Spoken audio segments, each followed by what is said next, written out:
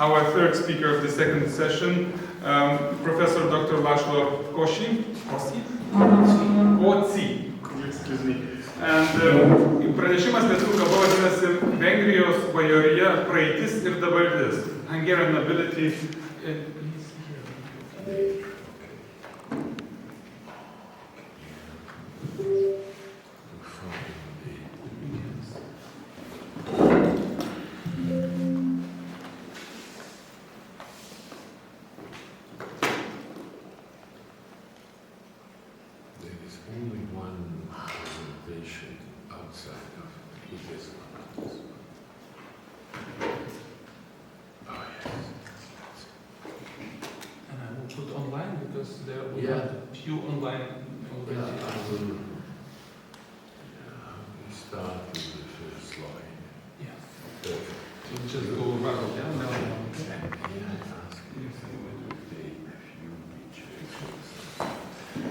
Good afternoon, and I'd like to start with thanking to Remigius for the kind invitation and hospitality, and I must apologize because I have no information about the Gergőt family. I was asked to give a general presentation on Hungarian nobility. And I thought, okay, coming to Lithuania means somehow I must find some kind of connections. And I tried to give some illustrations of certain relations between Hungarian and Lithuanian nobility. So, that's the title, and here. So, very quickly, because I have too many slides, I looked up some sources and I found that at medieval times the nobility in Europe was about 1 or 2% of the population. Later it grew in certain countries, and in this respect Poland and Lithuania, the Iberian countries and Hungary are the highest in percentage of nobility in Europe, and it has a certain reason, because these were all border countries where there were fights against pagans and Mohammedans, and that really contributed to the increase of the number of nobility. Well, the largest Hungarian catalogue of nobility that was written by Béla Kempelen, the Kismagyar, contains roughly 200,000 noble families, but I just checked up my own family. It's listed 5 times under the name Koczy, and 2 more times under the name Koczy, which is an alternate pronunciation that 1 or 2 branches have used, or even still now are using. So in reality that means less agnatic families. What are the origins of the Hungarian nobility?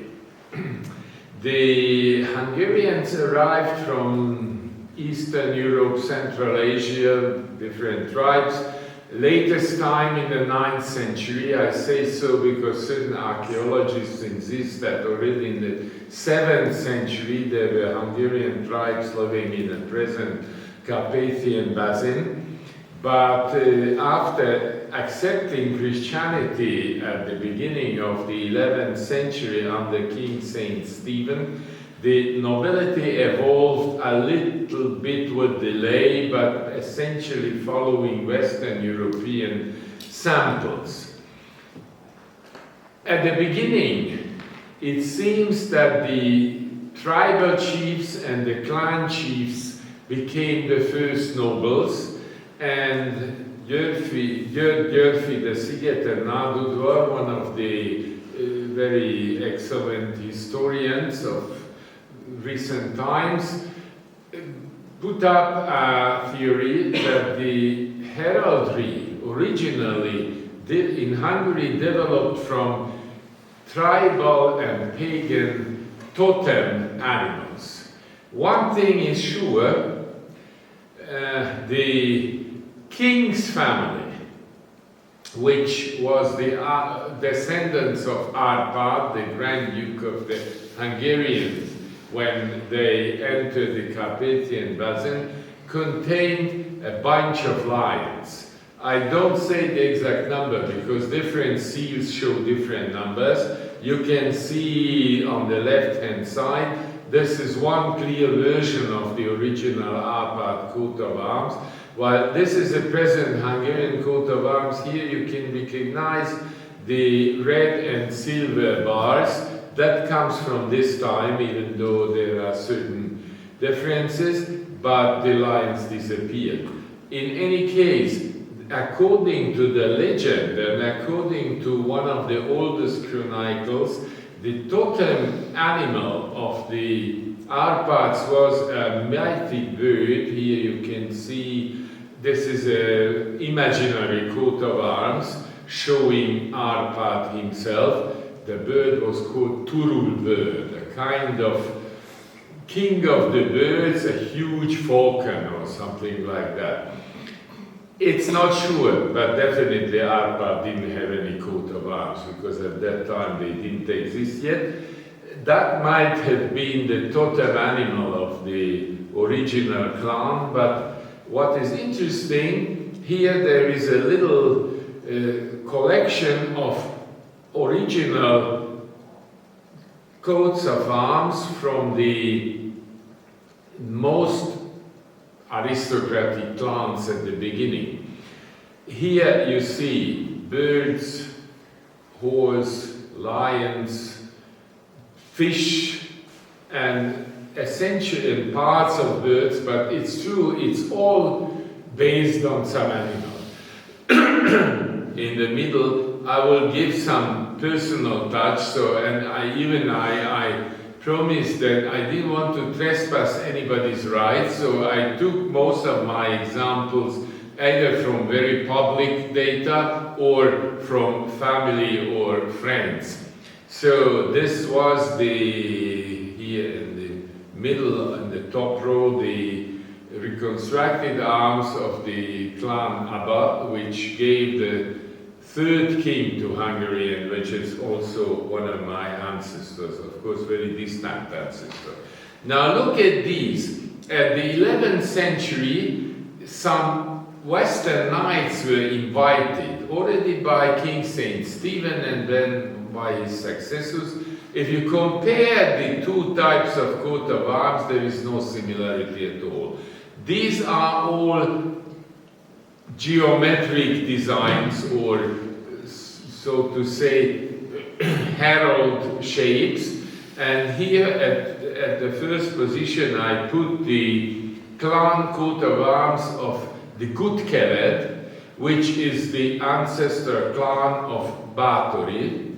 Your Grand Duke Steponas Batoras, I learned his name in Lithuanian. We call him Bátori István. A bit the shape changed, but essentially these three edges from the left, they were transformed somehow into dragon's teeth, but in reality this was also a herald shape. Now, later the nobility became more numerous because the tribal military evolved to nobility. In Hungary, Latin was used as the official language until the beginning of the 19th century, so the expressions are in Latin or special Hungarian Latin. So the so-called liberi or filii or iobagiones sancti regis, the sons of the saint king, they were the tribal military who raised later to the rank of nobility, but very often they didn't have coats of arms. So this is maybe a special development in Hungary, that some families, noble families, even very old noble families, never cared about having coats of arms. And also, the same family often changed the coat of arms. So it's not like in Western Europe, and also unlike in Poland and Lithuania. I will give you some examples later.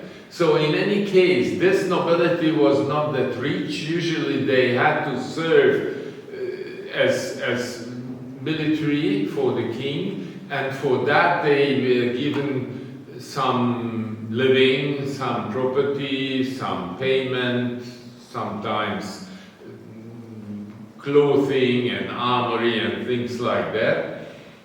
But the interesting thing is, in front of the law, all the nobles were equal. At least that was the theory. Of course, some richer nobles were more equal than others, but at least the official term was all nobles are equal. Now the big change started when the Ottoman Empire attacked.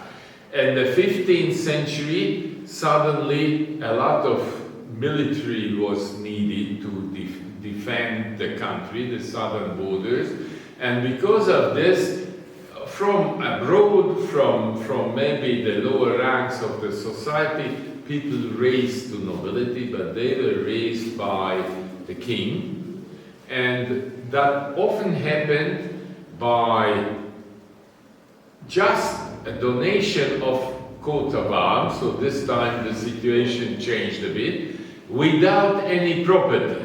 So these people were called armares, so nobles with armigers, but in Hungary usually burghers didn't bear arms, there were some exceptions, but they didn't have a property, so later it led to some fights, legal fights, whatever, but essentially if you could show the document, the diploma given by the king or an official copy, then you were exempted from many taxes and so on.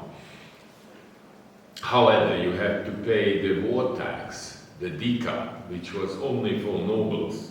So it didn't. Now I wanted to give some color for illustrations, and these are arms from the 15th century. You can recognize in one of them there is still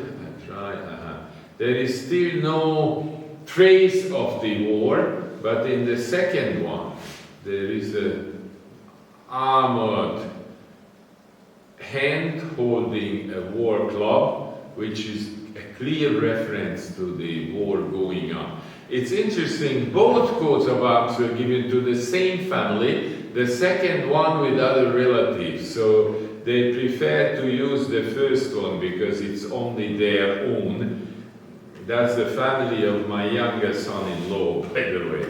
And this is our older coat of arms, again from the same time. You will be able to observe there is a difference here. These figures are all hovering. There is nothing below the crown, or in this case below the elbow of the arm. But you will see soon Hungarian heraldry changed, and what is called in the literature horror vacui, the horror of the empty space appeared. So they started to put a green field, a mountain, a triple mountain, a rock or something under, so that it doesn't hover in the air. It's quite typical for Hungarian heraldry and not very nice, not very heraldic. Anyway, so as I mentioned, there was una et erdemque nobilitas, the same nobility, until in 1526 the collapse of the Hungarian kingdom first happened, because there was a big defeat by Suleiman the Great, and also the king died. And after that, female descendants, all of them were, or most of the kings were somehow female descendants of the Arpads, but another branch, the Habsburgs, took over. And from that point on, they started to give ranks like baron, count, and prince as well. So let's have a bit of look at the dynastic So we had some Jagiellonian kings. I wanted to show that. The first one was, I gave the Polish version, but we call him Laszlo. The same name as my name, Laszlo. It's just a version. And he was a good king, essentially. Then here we have, wait, then I will go a bit further. This is a genealogical chart showing our Jagiellonian kings. So we had 4, one of them was a queen. I tried to activate, but so this was Laszlo the First for us, 3rd for Poland. Laszlo the Second, his son Ludwig or Louis, who died in the Battle of Mohács. So unfortunately, that was the end of this line. And then by a marriage, but anyway, with Anna of Jagiello, the Habsburg Ferdinand I took over. Okay, I tried to hurry up. So this is a map: Lithuania, Poland, Czechia or Bohemia, and Hungary. These were the Jagiellonian lands at the time. I know the Jagiellos descend from Gediminas, yes, so they are clearly of Lithuanian origin. So here you have the pictures of the 2 kings I mentioned, the 2 later kings, and just an interesting fact that my son is a very, very diligent genealogist, and here you see that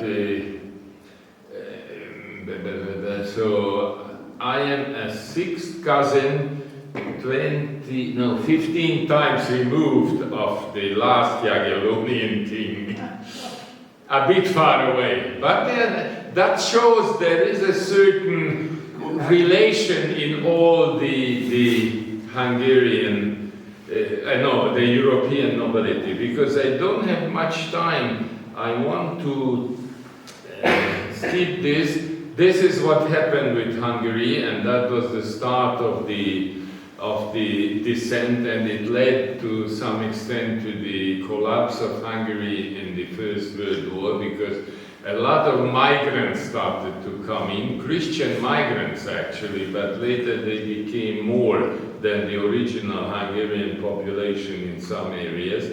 But now I'll show you some examples of coats of arms from that period when there were very fierce wars. They are all relatives. You see, there is a sword in everywhere, or a sable to be exact. One example is one of the coat of arms of my family. There is nothing warlike, but it's like a memorial in a cemetery. It's probably, but there is no proof for that, probably the memorial for someone who fought for the prince but was not alive anymore. Now, one more thing about Báthori, you will recognize Stepanas Bátoras, and the wedges are in reality here like dragons' teeth. And now I show you again, wait a second, table. So my daughter-in-law is first cousin, I don't know, 20 times removed of Báthori. It's also one of the interesting. Now I want to jump because I wanted to show you. My wife is coming from a family that always had the tradition of descending from a Lithuanian ancestor. And I came many times to Lithuania. I was researching and found this book. Maybe some of you know it. It's a collection of papers, and there I found her name is Petrashevich. Some call themselves Petrashevich in the same family.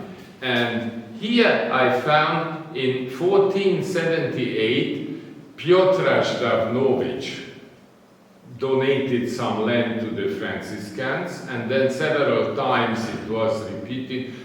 His son Mihail Petrashevich, I think they were of Ruthenian origin, registered himself in the Polish nobility, but in the Polish version Petraszewicz. And then in the next, you can see, okay, I almost done. So in the Samogitian conscription, already in 1528, you find 4 Petraszewicz appearing, and they spread out. And now I really don't want to continue long. In 1696, Daniel Petraszewicz was consecrated a Greek Catholic priest, and he started to work in Hungary. They came to Galicia, and now there are a few in the former area of the Kingdom of Hungary. So this is one of the interesting connections.